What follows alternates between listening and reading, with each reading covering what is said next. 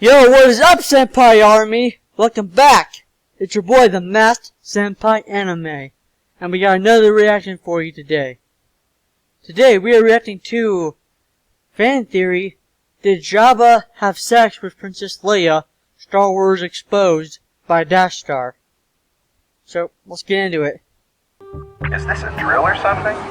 Nope, ain't no drill, it's for real. Oh, disgusting. Did Jabba the Hutt have sex with Princess Leia or any of his other dancers? That's a question we all want answered. When I first saw Return of the Jedi, I knew it was gross how he acted with Leia. Yep. But as I got older, I questioned why. I mean, Me too. Why would a Hutt, basically a giant space slug, make sexual advances on a humanoid? Yeah. What he is doing sexual or not? If yes, Yeah. that spawns a flurry of questions like, how would that even work? Uh-huh. I don't know. Fly casual. There's no question it's downright vile watching Jabba getting fresh with Leia. And although the sexual undertones were implied in the movies, more was left unsaid. Much like the tragic youngling scene in Revenge of the Sith, you can kind of fill in the gaps. Yep. First, it was with her attire, the unwanted advances, lip-licking, chain-pulling, until Leia did some chain-pulling of her own. But what's the real point of Jabba the Hutt surrounding himself with a plethora of beautiful humanoid dancers and slaves? There's gotta be a motive for it. Is it sexual or simply a crude show of status and power? He's a perv. He a perv. What's going on? So I did some research, and what I found was pretty shocking. What'd you find?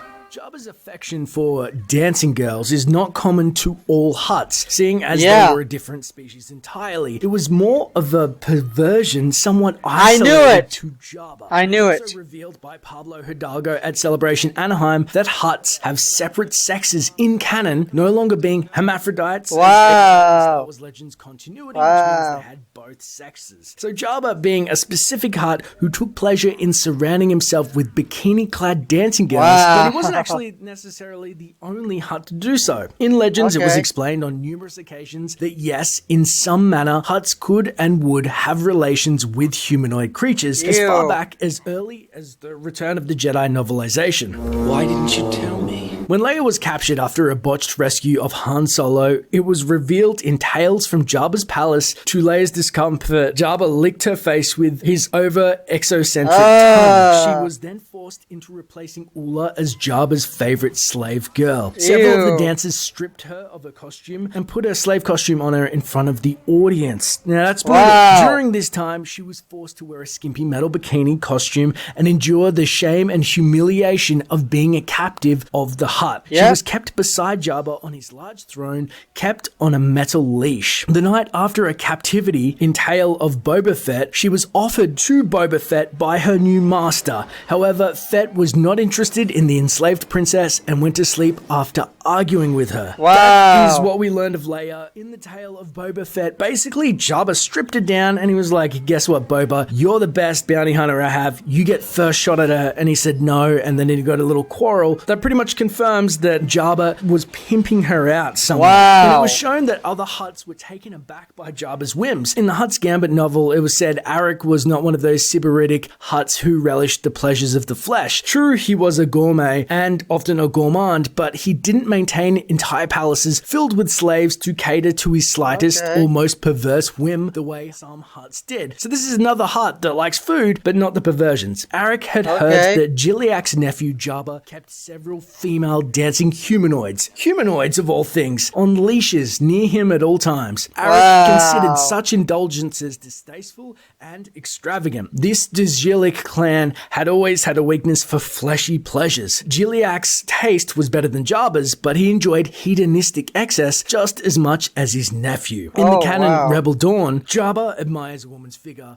but there is not anything explicitly sexual in the aberration. His feelings could be closer to how someone might want to dress up a cat or a dog. Jabba watched Bria Tharon as she walked away and found himself thinking that she'd look magnificent in a dancing girl's costume. Wow. All that reddish hair spilling down her bare shoulders, nicely muscled. This human was fit, exquisitely so, bow and her height was impressive. What a dancing girl she'd make. Now, other characters in the EU have impressions of what the dancing girls mean to Jabba versus Rebel Dawn. Rebel Dawn, it seems they've cleaned it up and they've gone, hey, in canon, he's not sexually attracted to them. But in the expanded universe, for example, Dengar in The Mandalorian armor, Dengar could barely recognize her. He remembered her from Jabba's palace. She had been one of the obese Hutt's troop of dancing girls. Wow. Jabba had liked pretty things, regarded them as exquisite delicacies for his senses, like the wriggling food he'd stuffed down his capacious gullet. And just as with those squirming tidbits, Jabba had savored the death of the young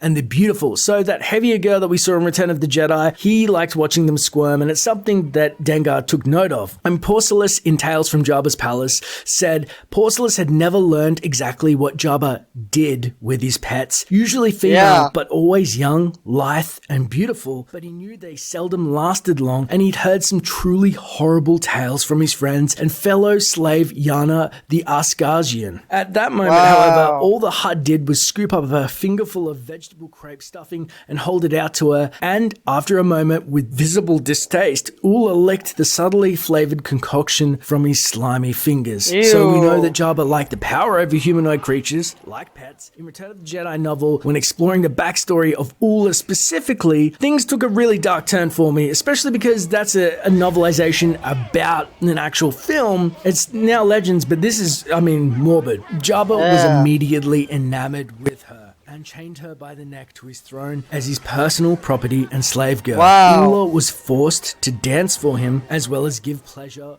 when the depraved crime lord beckoned. But she was determined to escape from a horrible existence one way or another. Defiled and miserable, fed only scraps, she could not decide if it was better to keep enduring the Hutt's carnal embrace, which means sex, until escape was possible, or to die cleanly and escape that way. Now this is where it gets messed up. Remember, Return of the Jedi novelization is before any of this other stuff has been written, so this is like the grandfather of Jabba's smart. Ula chose to refuse Jabba's advances at least once before her final dance and was thoroughly beaten by his Gamorrean guards for this act of defiance. This beating was conducted scientifically so as to not leave her with any disfiguring bruises. This is messed up. So here's the more messed up part, if this is even possible. Later that day, Ula was able to speak briefly with C-3PO, who told her that Luke was indeed going to return to rescue them, and her hope was renewed. She's gotten beat up. She was in prison. She's just like, okay, I'm gonna get out of here finally. Now her spirits were high for the first time since her imprisonment. Ula performed the best dance of her life, which also would be her last, which we see in Return of the Jedi. Enticed by her performance, pulled her chain, wanting more than dance from her. Having suffered such invitations before, Ula refused, grabbing her end of the leash. As she hauled back on her chain and pleaded with Jabba, he became angry and tugged harder, bringing her over the trapdoor in front of his throne. She was eaten alive by Jabba's Rancor after Jabba dropped her into the Rancor's pit. That's nasty. It's 3PO's fault. Oh my goodness. Again, it's your fault, 3PO. Implied for the most part that Jabba had sexual relations with slaves, which has been taken out of canon. Now it's shown that he sees them more as pets. Ula being the only solid example that did occur in Legends, although thank God it didn't happen to Leia. If Luke hadn't rescued her, Boba Fett no doubt wouldn't have been the only one offered up with such a price. But hey, that's all in Legends, so it may be rewritten, though unlikely Disney will ever go to such a depraved place like they did. I cannot believe it.